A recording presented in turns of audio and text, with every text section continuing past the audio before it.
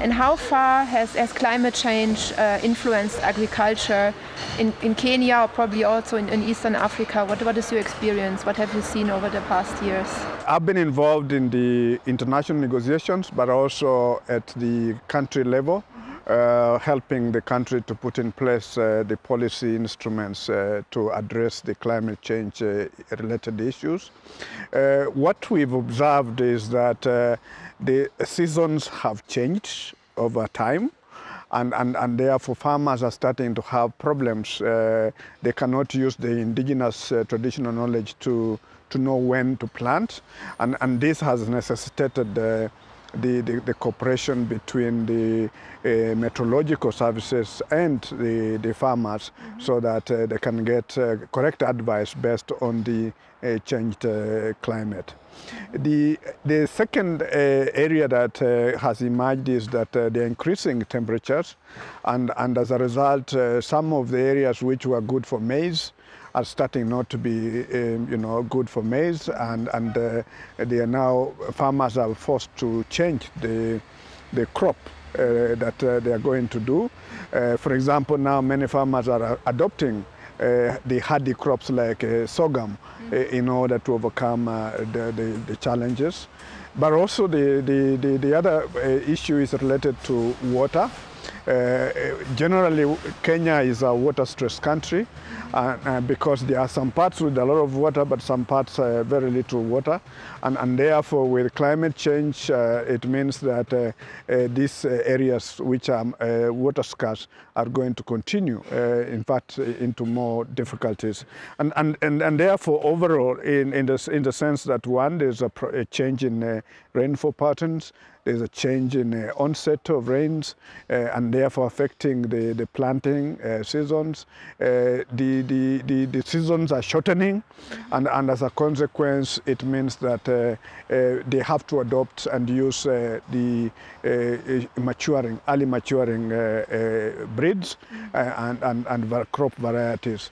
And in terms of livestock, because most of the highest land cover in Kenya, almost 85%, is semi-arid and arid, and the main area for production of livestock, that area or those areas are becoming more drier, and therefore the frequency of drought is affecting the farmers and the pastoralists a lot, because the way the pastoralists operate is that when there is no pasture in their region, they migrate to the Tana Delta, for example, where there's pasture, and once there's rains, now they go back to the areas. But now that has changed, and therefore it's very difficult. Farmers and both pastoralists are finding it very difficult to adapt.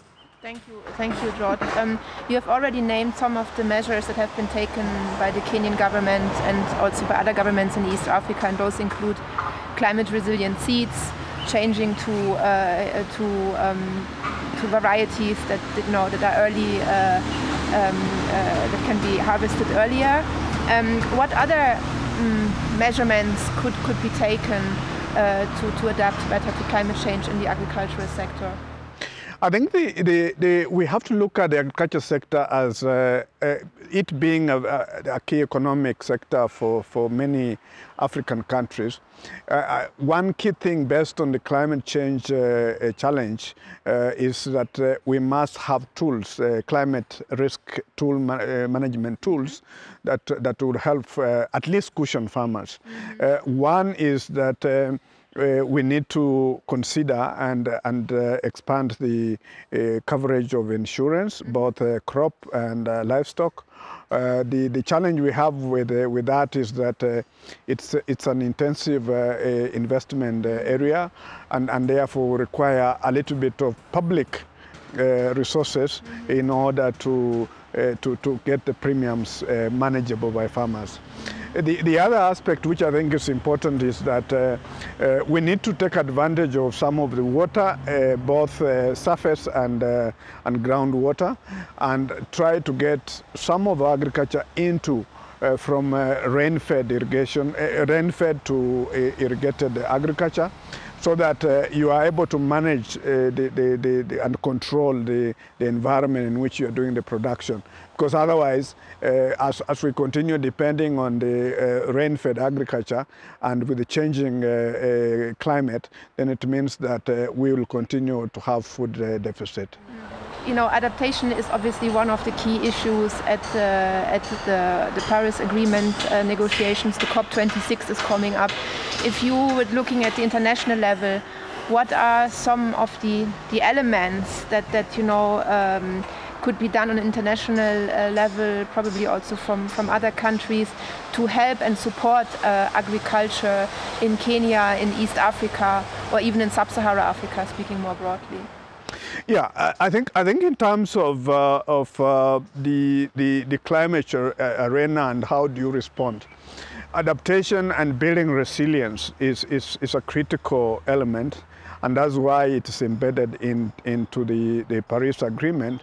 And under there, it requires that we have international cooperation so that countries work together and particularly support the most vulnerable countries and farmers in our case to be able to adapt to the changing climate and therefore be able to earn a living and grow economic growth of our countries. In this regard, therefore, the Paris Agreement provides instruments both under Article 8, which also deals with loss and damage, and Article 9, 10, and 11, which deal with finance, technology development, and capacity building. And this is supposed to be intended to ensure that there is cooperation, and that cooperation is meant to address climate change, but in the context of sustainable development and the eradication of poverty, which then brings in the linkage between adaptation or climate change, the SDGs, which countries are already implementing as part of the development agenda, and the disaster risk reduction pursuant to the Sendai framework. And therefore, and more importantly, previously, it was recognized that adaptation is a local, but now through the Paris Agreement, it has been established and with support of evidence from IPCC that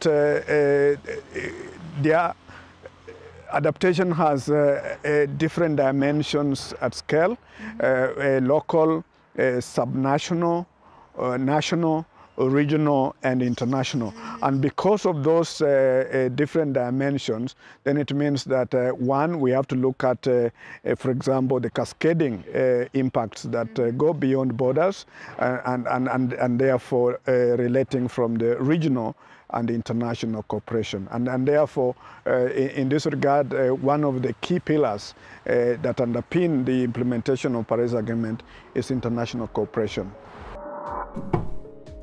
Ein Angebot der Konrad Adenauer Stiftung.